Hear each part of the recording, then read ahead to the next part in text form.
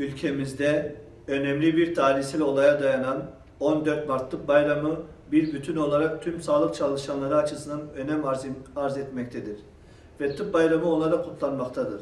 Sağlık camiasında ünvan ayırt etmeksizin tüm personelin özverili çalışmaları sonucunda hizmet kalitesi yükselmektedir.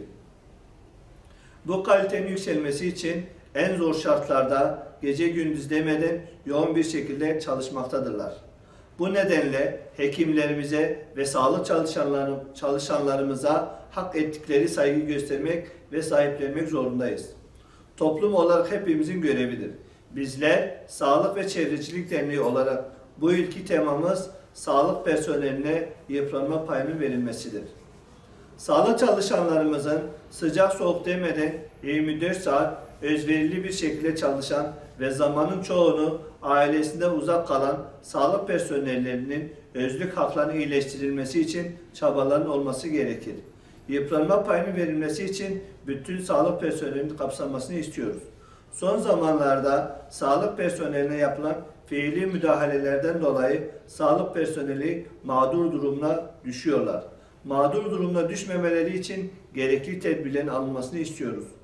Döner sermayelerin adil bir şekilde dağıtılmasını ve yükseltilmesini istiyoruz ve emekliye yansıması için gerekli çalışmaların yapılmasını istiyoruz.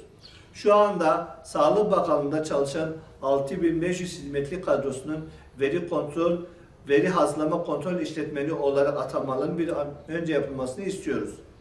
Sağlık alanında Batman'ımızın çok ciddi ihtiyaçları vardır. Bu ihtiyaçları sırasıyla söylemek gerekirse nüfusu hızla artarak çok acil eğitim araştırma hastanesine ihtiyaç vardır. Nüfus bakımından ilimiz çok ilden daha fazla olmasına rağmen yatak sayısı itibariyle son sıralardadır. Bu da Batman'da sağlığın çok gerilerde olduğunu söyleyebiliriz. Şu anda 2019 yatırım planında olan 200 yataklı hastanenin 500 yataklı olarak bir an evvelleşmesini istiyoruz.